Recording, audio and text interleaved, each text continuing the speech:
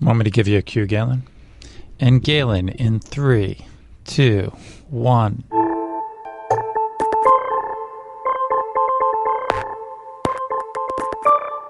Hello, and welcome to the 538 Politics Podcast. I'm Galen Druk. We've got 12 days left until Election Day, and today we are focusing on campaign advertising. So during the last midterms in 2014, the total amount of money spent on TV advertising was $2.8 billion. And when all is said and done this cycle, the expectation is that it will significantly exceed that.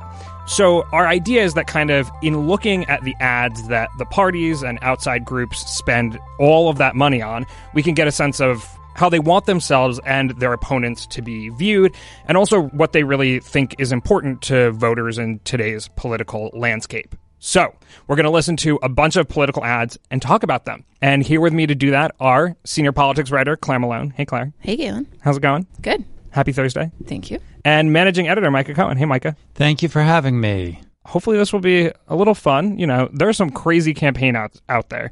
We don't really see very many of them living in New York because we don't live in a place with a competitive election, but, you know. This is the beginning of Claire and I's career as the Statler and Waldorf of political advertising. And yes, I did Google that reference before I made it, listeners. So for people who don't know what that is, including me, what is that? Those were like the Muppets that would comment on movies. I never watched the show. I just know the reference. You watch the movies, though. You're no, old. I never. By the way, you're old enough to have watched the Muppet Show. Don't play. That may be true, Claire. In fact, I have a big birthday coming up, but I never watched them. Yeah, he does. It's tomorrow. How? How dare you, Wait, Claire? but it's also not like a big birthday. One, you should have known I had a birthday coming up. Two, when's my birthday, Micah? You are a summer birthday. I'm the exact opposite. I am winter. No, your birthday is like December something, right? December 3rd? No. Anyway, you don't know my birthday, so why would I know yours?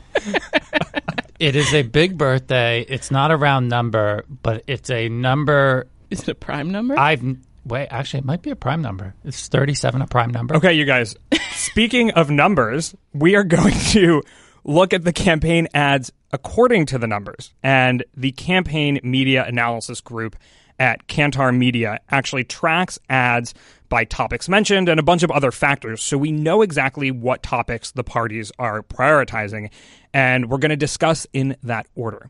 So can anyone guess which issue has the most mentions in campaign advertising this cycle? Should we say it in unison, Micah? 3, my birthday? 2, 1. Healthcare.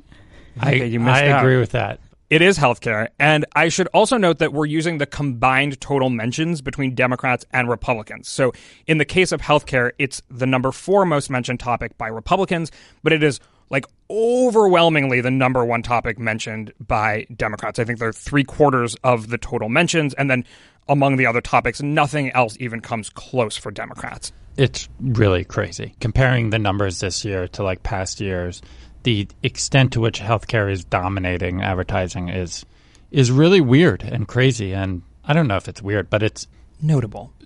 Somebody had a headline, I think it was the Wesleyan Media Project, that was like the healthcare election. And at least in terms of advertising, it really seems that way.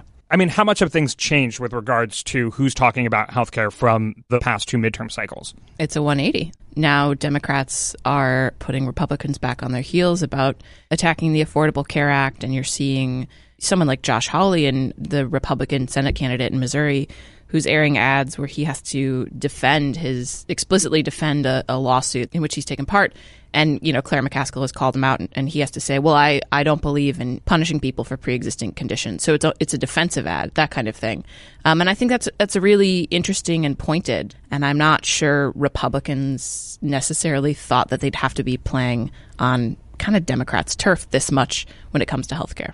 The other thing is it's a 180 in terms of messaging to the public. So Obamacare became really unpopular, I think, for several reasons, but one of which was, if you look at the ad numbers in 2010, for example, Republicans were attacking Obamacare, but Democrats weren't defending it. So you had all the messaging going in one direction. Now it's a 180, not only in terms of Democrats are campaigning about Obamacare, but they are singing its praises, and Republicans, for the most part, when they are running these ads, are not attacking it any longer. They are saying, hey, I'll protect pre-existing conditions. So if you look at the data, views of the Affordable Care Act, which basically became net favorable once Trump got in office and repealing it became a real thing, have continued to improve. It's near an all-time high. I think it's 50% approval, 40% disapproval. Yeah, according to the Kaiser polling. And it's like really stunning. And as long as you have one party singing its praises and one party not attacking it, I don't see what would change that. Okay, so we actually have the McCaskill and Hawley ads that Claire was mentioning. So let's take a listen. 2 years ago, I beat breast cancer. Like thousands of other women in Missouri, I don't talk about it much. But those who face cancer and many other illnesses have a pre-existing condition when it comes to health coverage. Unfortunately, Josh Hawley filed a lawsuit letting insurance companies deny coverage for those with pre-existing conditions. That's just wrong, and I'm fighting to stop it. I'm Claire McCaskill, and I approve this message because the insurance companies already have too many senators on their side. Let's listen to Hawley, who basically responds directly to that ad, and then we can discuss a bit. We've got two perfect little boys. Just ask their mama. Earlier this year, we learned our oldest has a rare chronic disease, a pre-existing condition. We know what that's like. I'm Josh Hawley. I support forcing insurance companies to cover all pre-existing conditions. And Claire McCaskill knows it. You deserve a senator who's driven to fix this mess, not one just trying to hang on to her office. And that's why I approve this message.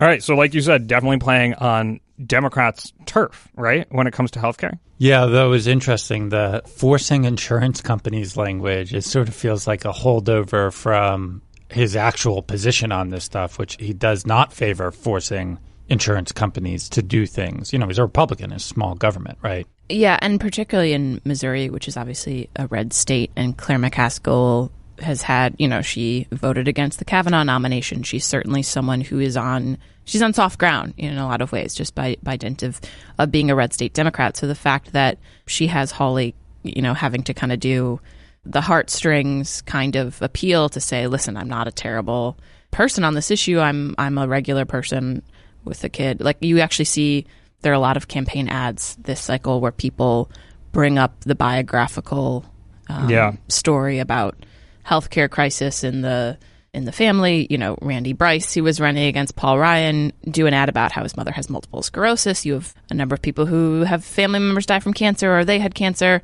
So you are kind of seeing a lot of these going for the gut, whereas in 2010 you saw so many death panels. I mean, it's really. you didn't see death panels, but that was the rhetoric surround. There were no. Yeah, to importantly clarify, there were no death panels. Thank you for the clarification.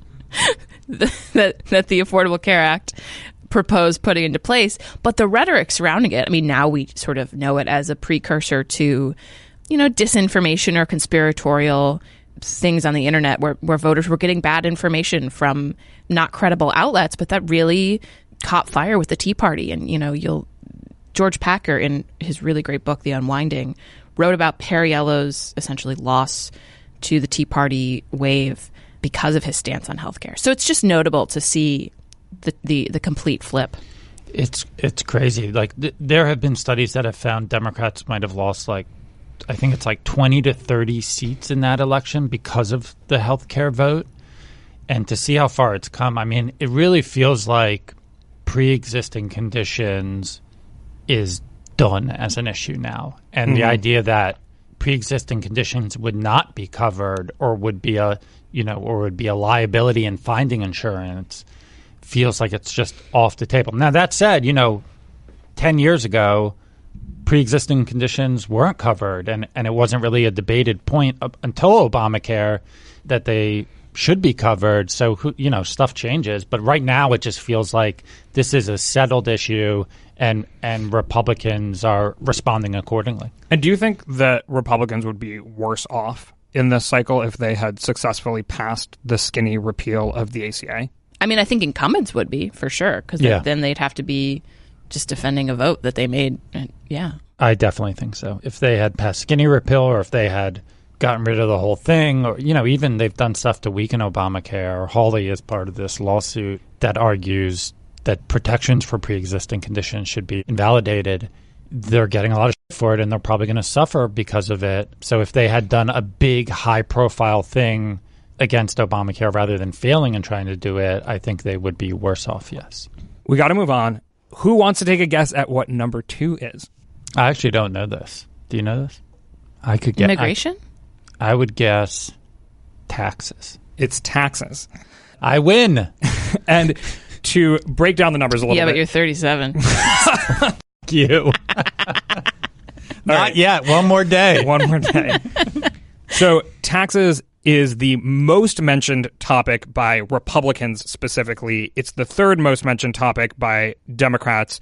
For Republicans, there's not as dramatic of a difference between their different top issues. But for Democrats, of course, healthcare just far exceeds any of the other topics. So this was the big win for Republicans over the past 2 years. Before I play the ads, how do you guys think the parties are running on the issue of taxes? If you had to guess again. I would say that Republicans are not running on taxes, and the Democrats are saying that Republicans are in the pocket of big business.